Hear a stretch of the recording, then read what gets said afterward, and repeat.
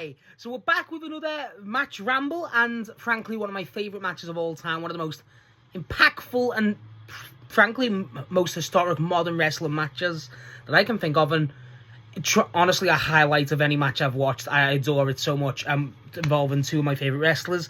It is Kazuchika Okada versus Katsuyori Shibata in New Japan Sakura Genesis in 2017 for the IWGP Heavyweight title. This is an iconic match because of, obviously, what Shibata does. We'll talk about that. And, frankly, just how brutal of a match it is. And, honestly, this is one of my first few matches that I've watched of New Japan before I started TikTok. I'm not the most well-versed in New Japan's matches. This is one of the first I watched with the New Japan World subscription I got. I think the first I watched was Bryan versus Zack Sabre Jr. and Bryan versus Okada, obviously, for me. But this wasn't far off, and my God, I've always known about this match through infamy because of, you know, how much of a legacy it left. And frankly, in my opinion, from what I've seen, it's probably Shibata's best match. Anyone want to care to dispute that, by all means. And Okada's his portfolio of matches are insane. So for this to be so high is ridiculous. For me, what I love about this match, watching it, is every time I've watched this match multiple times now, but I just had an itch to watch it again. It's one of those matches that is like a comfort match for me, which is insane if you've ever seen it. It's so tense. It's so tight. Like, you feel the tension between the two. And yeah, it's wrestling. It's predetermined. But this is like one of the perfect examples where, you know, you'll hear, we need to draw the line. You know, we want to blend the lines. It's like this. It's obviously what New Japan does compared to WWE is completely different. But, well, not completely, but you know what I mean. This really is a prime example of it, and I adore it so much. The strong style that just is portrayed in this, the technability from Shibata alone, never mind Okada. Oh my God, it's magical. And the stuff, I mean, the way, I don't know what it is, the way it's lit, the way it's like shot, you see in the sweat after every sharp kick, whatever, is just splashing out. It's incredible. And frankly, I love this. It's got a very weird storytelling in it, and I don't really say that a lot of time with New Japan matches. From what I've seen, I don't, in terms of just bell to bell, but it really does. I love how it portrays at the start Shibata is what he's pushing Okada. He's going, I need you to step the fuck up to me. Not because I want to, I need you to. He's pushing him, he's not worthy. It's like, and that's called the sadistic stuff, but it's more the sense of a respectful, like he gets him and he gets a full mount. He's about to lay, and he does, you know, the respect, you know, get off. And then he gets let off. So basically, that's mind games from Shibata early on. He's going, basically, I could kill you right here, right now, but I'm not. Prove me why I shouldn't. He invites Okada into a full mount straight away, and Okada doesn't do it. And he just hits this, like, venomous kick out. And it's like, that's the exact way I kind of describe Shibata in this match. He's like a snake, especially at the start. He's like a true snake in terms of, like ironically with Randy Orton, it's like a viper in the sense of, like, he's waiting and he's constantly striking, but he's, like, baiting him in. He wants to make it a fight because he knows his technability and just how he composes himself. Like, the lack of facial expression from Shibata while he's just mutilating this body of just Okada is incredible. And I love how it portrays him even more as just this strict, no-nonsense, I can break you anytime I want, prove me why I can't.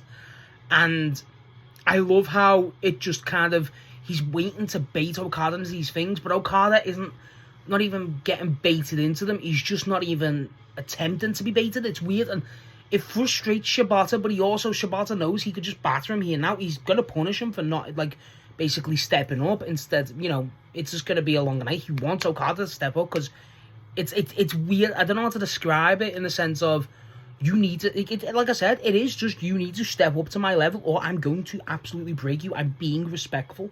But then there's a lack of respect, like I love the scrape of the head with the shoe, the kicks that Shibata does in this match. So, like, they're not even just disrespectful. He just kicks, like, the PKs, essentially. But he just, like, disregards Okada. They're so venomous. And, again, the sweat. That's the main thing about this match, is the way Shibata delivers these strikes in this match. And there's the holds and everything. It's insane. He's battering Okada, truly. And, like, that's where the blending of the lines come in, because I feel like truly the elbows, the smacking the shit out of Okada, are insane. They truly are. Like, Okada's dropping to his knees, and like, frankly, it looks very hard to stage that shit. It was insane how much Shibata delivers that stuff. Okada sells everything perfectly, obviously, as you expect from a master like Okada. But, God, I love it. Shibata's sadistic nature. I think this is the most... It's probably one of the top matches anyone's going to recommend of New Japan from my experience, but it's probably the top match I've ever experienced from Shibata. Frankly, and it's no shock, you know what I mean, but Shibata's a legendary wrestler. The fact that, like, I'm watching this match, and very few wrestlers I do this is just how good of a technical level Shibata is. I will go, what the fuck, and lad, you know, like a little hype, like, you know, reaction when Shibata makes a reversal. Like, just a pure reversal. Very few wrestlers I do that. Brian, obviously, Zack Sabre Jr. in tow, Kurt Angle, even Joe, but Shibata, like, right up there, bro. And it's like, the crowd are all for Shibata at the start. And basically, like I said, throughout the match, Shibata's, like, just kind of fucking baiting Okada into this, punishing him. And Okada's, like, losing his composure, pushing Shibata off, and that's when he gets his look. And then Shibata's like, I'm not having that. Does the drop kicks I adore from both men, obviously, but I love how Shibata does the angles, the way it's shot. I just adore it. And then it's just Okada's sort of stepping up, and then he's kind of like showing his aggression, saying, I will not back down, and that's why the crowd kind of goes 50-50 towards the end. I do enjoy it. And it feels like, frankly, all of it is Shibata's the smarter wrestler, not the better wrestler. He's the smarter wrestler. His game plan's too good, and Okada needs to overcome that. And Shibata's kind of just testing Okada. It feels like Shibata didn't really care if he won or not. Not in a like, oh, he's not bothered if he's there, but more in a sense of, okay, if Shibata, like, if I win, I've proven a point. It's more he's going up there to see if Okada's, you know, capable of being that guy. And I love how successful that felt. Like, the way Okada it's not a true resilience spot like Bryan versus Swerve, for instance. It's not like that, where it's a sense of, I will not say die, you know, when the audience are all behind him. No, the audience are there to see Shibata kick his ass. And he does. He's, like I said, the elbows are just fucking nasty. And then the point where Okada's constantly, it's Okada proving himself. Even though he's champ already, he's proven himself to this type of demographic, this specific man who's Shibata, who, frankly, must be hard to impress, and it's ridiculous. I love how Okada sits in the middle, does invites Shibata to his own game, and then still fails. Like, that's the thing I love about it, is Okada's doing these things to Shibata to bait him into it. I will prove I can outstrike you, I can prove I can do it, but failing. Like, Shibata, like, there's a point in the match where Shibata just gets him in the corner and starts hitting him like, fuck. Like, I forget how many times it's nuts. And he just falls, but he won't tap out. Like, it's just, Okada somehow finds a way. And it's like, I don't know how to describe it. It is just him proving that he's worthy to be on that top pedestal at that point. And I don't know what the, you know, perception was. I'm not Japanese, so I couldn't really say I wasn't a New Japan watcher at the time. But it's insane. I wasn't even a wrestling fan at the time, actually. But it's like, that's what it felt like to me. And it's frankly it's not about Okada. It's about Shibata.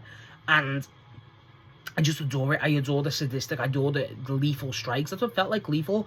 And this brings us on to the main talking point of the match.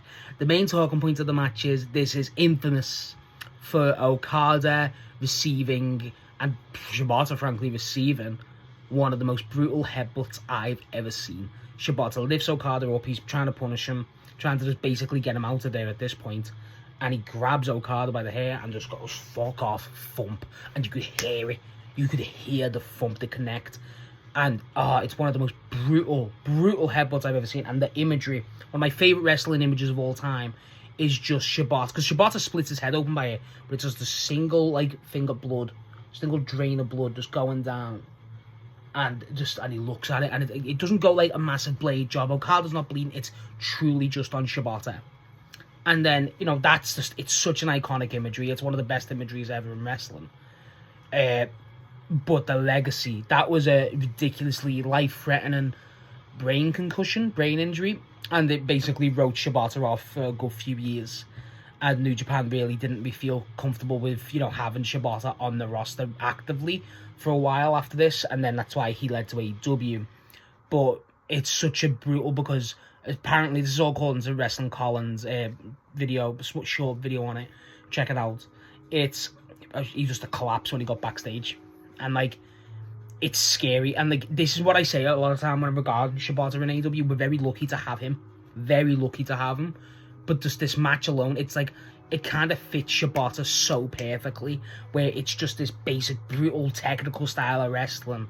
He is the wrestler, and it fits him perfectly, but shows how much he's willing to give and how brutal he will be, that he'll literally give himself one of those dangerous brain injuries I've seen, just to come back and just still not stop. It's phenomenal. It's Kobashi-esque, frankly.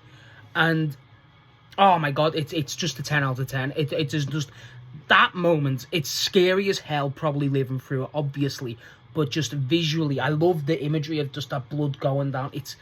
Oh my god, it's insane. Shibata's got one of the hardest images ever, where he's down with the New Japan Cup and the confetti and everything. It's incredibly hard.